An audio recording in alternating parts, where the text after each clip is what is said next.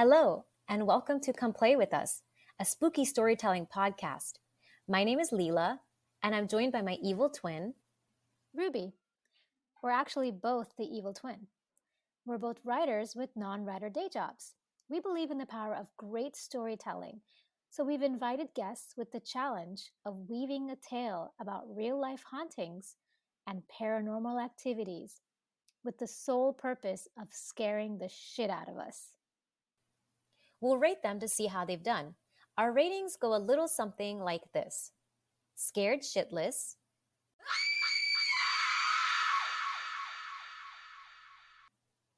some chills, and I think I'll be able to sleep tonight.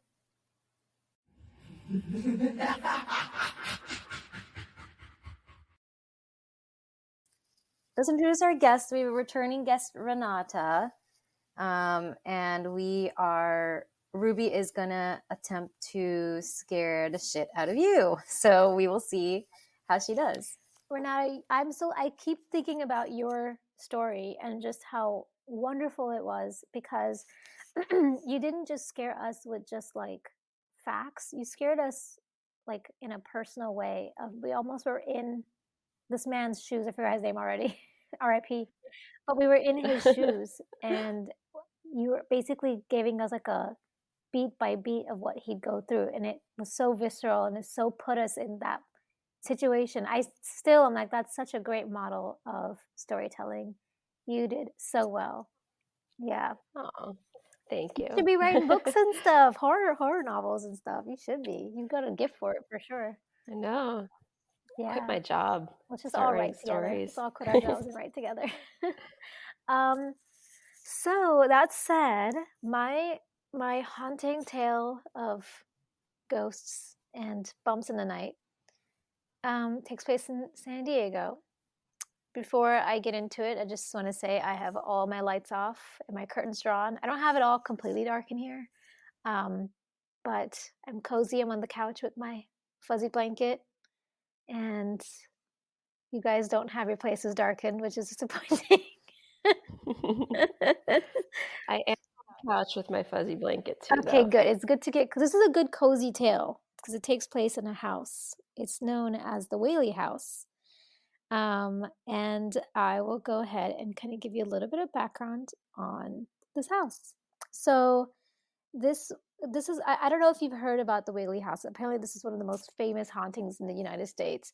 This house is called the most haunted house in the country. I'm like, you guys say that about like every house. Like there's like 2 haunted houses in New York alone that are known as like the most haunted houses in the country. I think even like the Winchester House in California is also considered. So we've got a lot of those. But this house is interesting in that it is one of the more famous. It's known as one of the sites of one of the most famous hauntings. I've actually like if I'm like going through Netflix looking for a horror movie, I've seen like The Haunting of the Whaley House. And I'm like, oh, okay. I'm gonna watch. I haven't seen it yet. I'm gonna watch it after this.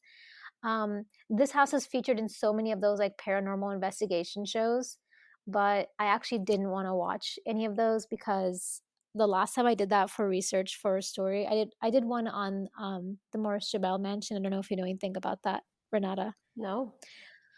It's we experienced some hauntings at that place. Oh. And I think maybe we should go again, Leela. We should take Renata, and we should see if she's as sensitive to the spirits as I was. But that's a story for another time. Maybe our next get together, I'll tell you more. Yeah. Or you can listen to that episode. This house, the Whaley House, is known as the first of its kind because it was built basically like just after California became a republic.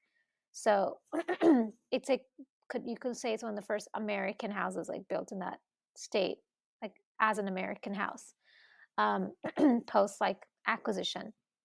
So this house was built in 1857. It's a 2-story Greek revival house, which means nothing to us because I don't know houses or architecture. I don't know if you're into that, Renata. So me neither. And currently it's in the Old Town part of San Diego, but of course the Old Town part is where San Diego first became San Diego. It's not a very interesting looking house. It was considered a mansion in its day, but you look at it and it kind of just looks like, one of those Western saloon types, just kind of like bland brick, the little green window shutters, some columns out in the front, a little balcony. It's okay. I can show you a picture of what it looked like back when it was built, so you get an idea of just how deserted looking it was back then. Oh. Hold on, it's freaking out. It's getting confused. There it is. Okay. Back when it was built. So you can see that it was a remarkable house at that time, just because It's flashing. yeah, It's flashing with ghostly light. yeah. The Whaley ghosts are like, hey, you guys talking about us? Hi. That could have been like Morse code, the way it was flashing when I was showing you the picture. So yeah, so you can see it was at that time quite a remarkable house in the middle of nowhere with that beautiful whatever mountain or dune or something behind it. So yeah, now it's just on a regular street, got a palm tree next to it. It's really kind of not very remarkable now. But at the time, it was one of the finest homes in San Diego. It's no longer a home, of course, now it's a museum. But we're going to trace its journey from that deserted little house to museum. This house has lived various different lives. It was a mansion when it first started, but part of its downstairs was used as a general store by the family, the Whaley family. One of its wings became a courthouse, an early courthouse in San Diego. I guess they didn't have enough courthouses built back then. And then the upstairs, he actually converted into a theater with like its own stage and seats and everything like that. So according to a 1960 article, this house has witnessed more history than any other building in the city. So a little bit background about Thomas Whaley, who built the house. He was a successful businessman from New York. He arrived in California during the gold rush in the mid 1800s to make his fortune. He eventually got married and he moved into the house, and he had 6 children in that house, 3 boys and 3 girls. But for the nearly 100 years that the family had lived intermittently in this house, it was marred by tragedy, unfortunately. So less than 6 months after they moved into that house, their 18-month-old baby died from scarlet fever. Wow. And what then, year was that? 1858. So they moved in 1857, and then in 1858, early 1858, their baby died from scarlet fever. Shortly afterwards, like very, very soon afterwards, part of their general store burned down. And so it was just like tragedy upon tragedy for this family. So they moved out of the house. They just left. But they returned. It pulled them back in 10 years later. Around this time when they moved back in, so this is the late 1860s, they opened up part of the upstairs as a theater, as I mentioned, for a local traveling troupe. But just 17 days after the opening night of the very first play, the operator of the theater died. So lots of sort of misfortunes and deaths kind of following the people who have encountered or been in this house. To add to the sadness, in 1885, another one of their children passed away. She committed suicide by shooting herself in the heart. She had found out that her husband was an actual con artist who had only married her for her wealth. And despite him saying, "No, I'm gonna prove myself to you and your family," she was so heartbroken that she killed herself in that house. Because of this, her other sister, who was engaged at the time, her fiance broke off the engagement because of the scandal involving her sister's suicide. And they once again left the house, and they left it for another, like, I'd say about 20 years. And the house just stayed unoccupied for 20 years, just sitting on its sadness and misery and misfortune. Sort of surprising that you would abandon your house and not sell it, or like that it would just sit there, unused. You know, it's interesting because I think we're thinking of it so much in like modern terms of like, oh, I'd rent it out. But like back then, because it was like nothing there, you could just like leave it and go, and you could have another house if you wanted, maybe in another better part of the city.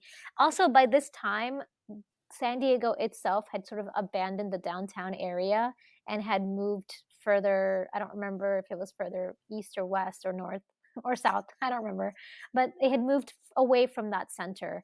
So it wasn't really as a popular area anymore. It was just kind of outdated. I think a lot of this had to do with also resources and like water. And so it just wasn't, I think they were able, I think even if they'd wanted to rent it out, I don't think anyone was really interested in moving in. Plus also, who knows, you know, how many people drove away Right. this house, right? So much Mhm. energy in that house. So yeah, for 2 decades, it basically was vacant, kind of fell into disrepair. And then Thomas Whaley's son, Francis, returned. Now he's an adult. He returned, he fixed up the house, and he turned it into a tourist attraction because by this point now, it's the early 1900s. And, you know, they're like, hey, this is one of the first like frontier towns, frontier houses. So he kind of understood sort of the historical significance of this house. So he turned it into a museum, or like a tourist attraction. Sorry, it wasn't a museum yet. And he lived there with his mother. She was the widow of Thomas Whaley. He had passed away by this point. So he lived there with his mother, his sister, the one whose engagement had been broken. Her name was Corinne Lillian. And then another one of his brothers. And they all lived in this house until they all slowly died off. And most of them died off in the early part of the century. Corinne Lillian, the bachelorette, the eternal bachelorette, she lived in this house until 1953. So this house was variously occupied for about 100 years by this family. And she was around 8, 9 years old. So at this point, it was now once again unoccupied. And in the early 1960s, it was then turned into a museum. But, you know, it almost seems like this is like a normal history in the lifetime of a house, especially for like of that time when I guess for fatalities were just more common, I guess back then. But I always believe that a house like this that's been marred by like sadness and tragedy and misfortunes are just so especially haunted. Like I just feel like there's something about that that just brings these hauntings because it really, the history of this house isn't different from other early homes, you know, in this country.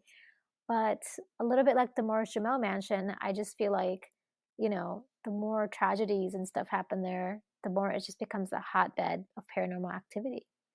So to this day, people have reported seeing mists on the grounds, lights turning on and off by themselves. They've seen ghostly figures. Curtains move even though the windows are shut. They hear the sound of footsteps, especially those of children scurrying up and down the stairs. They'll feel cold spots, the appearance and disappearance of shadows, crystals in the music room's lamp swinging without any wind or anything present. And from one of the websites I was reading, it said these are all signs that the Whaley House still belongs to the many who've called it home over the years. So let's get into the hauntings. I want to go a little bit more into some detail here. You might think that the hauntings began after the Whaleys left the earth, but actually, even when the Whaleys moved in, it was already purported to be haunted, even though it was a brand new house built on the spot. This is because the spot where it was built was known as a hanging ground. It's where they hung criminals. So it'd be like your feet would be on the wagon and you'd be like hung up on the gallows, and then they would move the wagon and then you would hang. One such execution, which happened in exactly that manner, was the execution of a criminal known as James Yankee Jim Robinson. He was hanged on that spot where the Whaley House would eventually be built. Renata is laughing. I don't know why. I saw Leela. Because I was laughing. Leela laugh at Yankee Jim Robinson. It's the name. Yeah, It's James the name. Yankee Jim Robinson. It's the names back then. Seriously, it really is. He will be. But like, wasn't being a Yankee bad because you were like an elite, Yeah, exactly. New Englander? Exactly. Yeah, and he's gonna come back, so you're gonna be hearing the name Yankee Jim a lot more. But apparently, when he was hanged, according to a spectator, he, quote, kept his feet in the wagon as long as possible, but was finally pulled off. He swung back and forth like a pendulum until he strangled to death. And one of the witnesses to this hanging was actually Thomas Whaley. And for some reason, it didn't really bother him that this happened because he still built his house over the spot. I guess you could have picked other spots in this very empty town of San Diego, but this spot for some reason worked well for him. But of course, when this family moved in, they were plagued by the sounds of footsteps that sounded like they were made by heavy boots that belonged possibly to the man that he watched die. They also would hear eerie noises in the house and disembodied footprints. So I guess this guy's really trying to continue keeping his feet on the ground. But Yankee Jim didn't just terrorize his family. Apparently he's just been so present in this house that even in 1962, when this house had become a museum, a visitor had said that she had visited this house in the early part of the century, and the ghost of Yankee Jim had driven her family from this visit. Her mother had seen the phantom of Yankee Jim walking around. She'd heard him walking, and then she noticed that the windows would unlatch and just fly up by themselves. Maybe Yankee Jim is trying to escape. He's like, why am I stuck here? Kind of got housed into this building. But he is not the only sighting, of course, because there was a whole family that lived and died in this home. So one of the main people who has been sighted is Thomas Whaley himself. A museum curator had said, this is a quote, "We had a little girl, perhaps 5 or 6 years old, who waved to a man she said was standing in the parlor. We couldn't see him, but often children's sensitivity is greater than an adult's." He has also been seen on the upper landing of this house. One person has said that they noticed he was, quote, clad in frock coat and pantaloons, the face turned away from her, so she could not make it out. Suddenly, it faded away. I want to show you some images that have been taken inside the Whaley house. These are all purported ghost encounters that the people who manage the house, they've put this up on the website. And I don't know if you can see the ghost or not, but there is a white spot. Do you see it? Yeah, I definitely Right see there. the white spot. And this may potentially be the ghost of Thomas Whaley. He's also sometimes been seen looking out of the windows, which is interesting because I have an image here that I think looks like Thomas Whaley. This is all from the house. So I guess it's like a pastiche, but do you see it right there? This is inside the house. So this is like they kind of did a collage, but this is like the outside of the house. So this is like the front door. That's like the balcony right there. Mm-hmm. So then they just kind of zoomed in. So they're like zoom, zoom, zoom, and you see this guy. So these are visitors who have come to the house, and then they say if you take photos and you see anything, email it to us. And then the museum, they put them up on the website. So that's Thomas Whaley. Now let's talk about his wife Anna. She's also been seen in and around the house. She's actually been seen in the downstairs rooms, and she's been seen in the garden. I wonder if maybe this spirit that's been caught right there is Anna keeping an eye on the garden. Yeah, this thing right here. Actually, no, that wasn't Anna. Hold on. This is who I think Anna was. Hold on, let me find her. So it was just a normal orb. Just an orb minding its own business. This, I think, is actually Anna right here.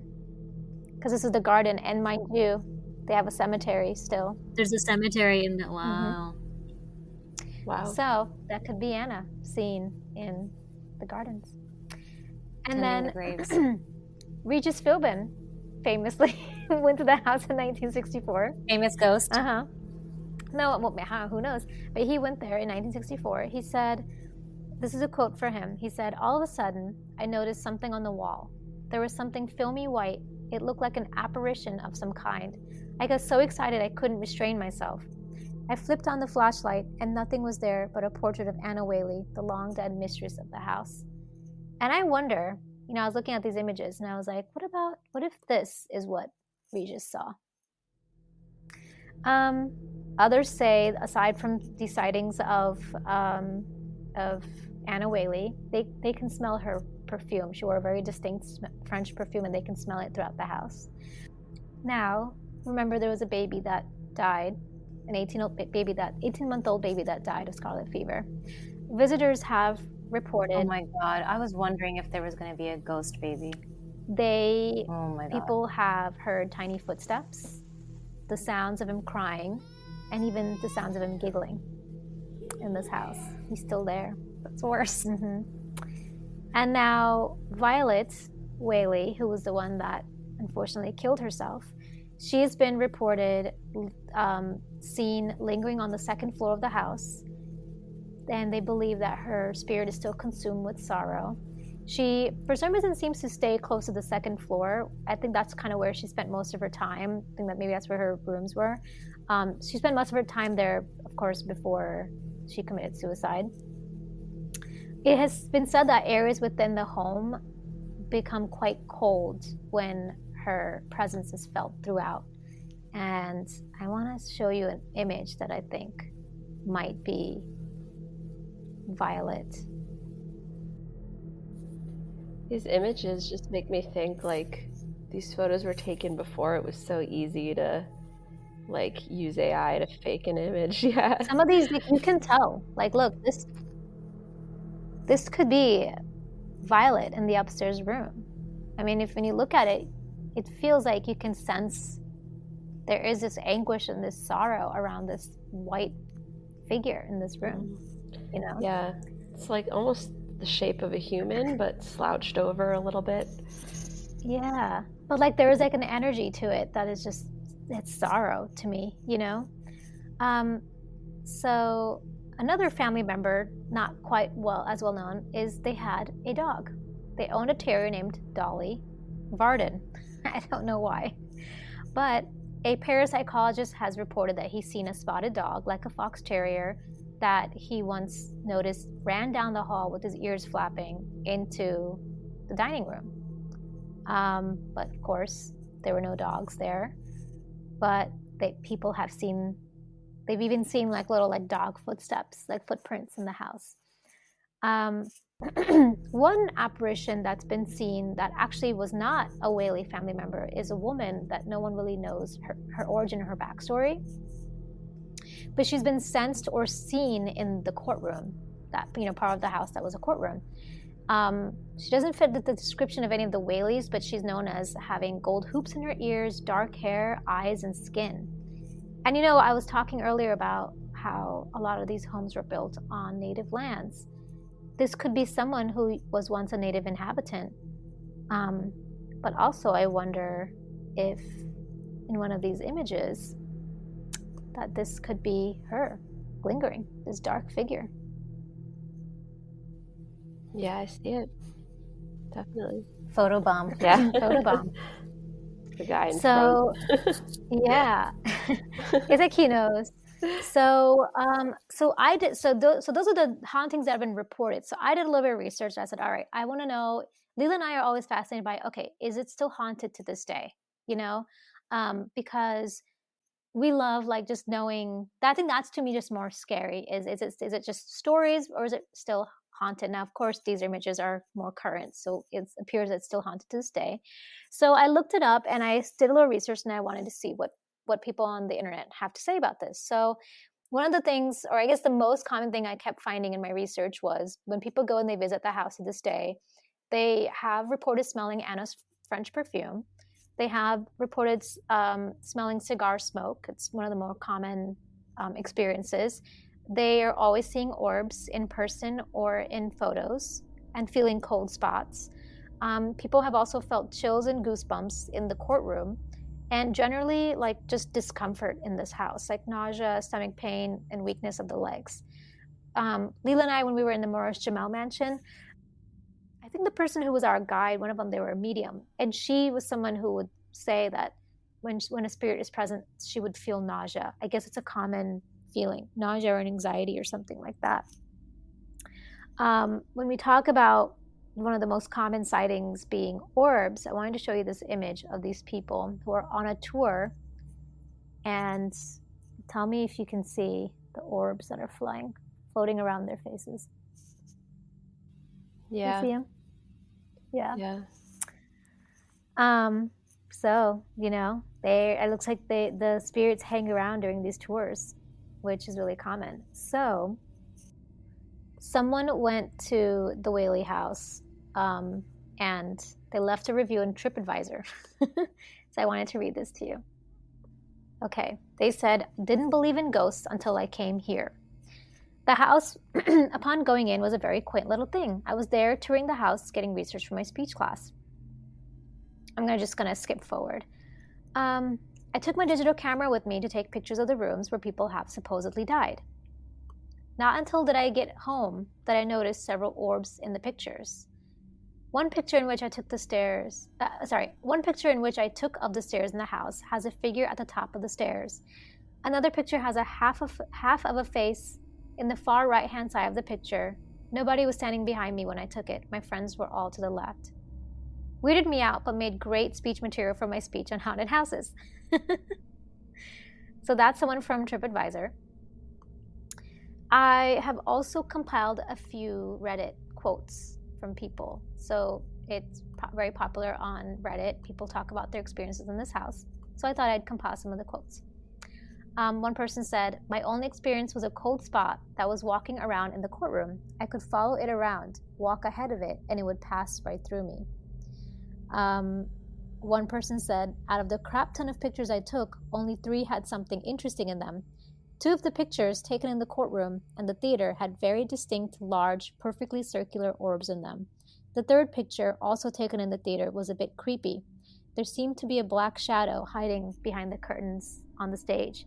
And I mentioned that the theater is a place that people see a lot of spirits. Well, it turns out there is a picture on the Whaley House website of a dark figure inside the theater. Yeah, looks like a... Ooh, that's some paranormal activity, ghost dimension shit. I don't remember if it's the same person or not, but there's more. I was looking forward to examining them on my computer once I got home, so our tour ended and we walked out. When we were outside of the Whaley House, I suddenly had the strong urge to check the pictures again, but they were gone. Every picture I had taken in the home was gone. I never knew how to explain that because all my other pictures in the camera were fine. Someone else said, "Things were strange from the very start. I felt someone was watching me and standing behind me the entire time I was in the home." And when I've said it seems like people are being followed by the spirits in this house, well, there's an image of a young woman and there is a face behind her. And I wanted to show this to you. And it's a reflection in the window. It almost looks like a hand on the window. Do you see that? Yeah.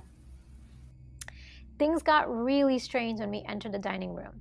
As soon as we entered, the entire vibe of the group changed. There seemed to be this really dark vibe in there. People started sweating profusely. Yes, it was summer and it's already stuffy in the home, but I'm talking about like way hotter than it should have been. We were all dripping sweat. Our guide was telling us some of the paranormal encounters in that particular room when a woman in the group suddenly fainted. She legit dropped straight to the floor. The people she was with immediately helped her up. As soon as she stood up, the door, I don't know which room it led to, but the door towards the back of the dining room slammed shut all on its own. The door closed so forcefully that the person standing next to it and our guide practically jumped out of their skin. Our guide looked terrified and told us, "This happens all the time. I don't like this room," and let us out. Nothing else besides that constant feeling of being watched happened until towards the end of the tour. So we walked down the stairs and were standing in front of the rooms that have velvet ropes in the doorway. I'm not sure what room it was, maybe the parlor. My boyfriend started to swing the velvet rope as he was waiting for some people to move out of our way. I was just minding my own business when my boyfriend said, "Oh my God," and suddenly stops playing with the rope. I asked what was wrong, and he just motioned towards the rope. He would push the rope enough so that it noticeably swung, and after about 2 swings, it would come to a complete stop, almost like someone was stopping it. He did that a couple of times, but then got really scared. He told me to try swinging the rope. I did, but it felt like if something on the other side was pushing back, preventing me from pushing the rope. It was weird, and we left ASAP. So that's one. Here's another one.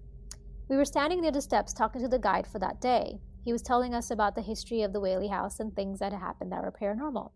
There were people upstairs that were making their way down the stairs. They had all walked past my friend, and we figured there was no one else in the group.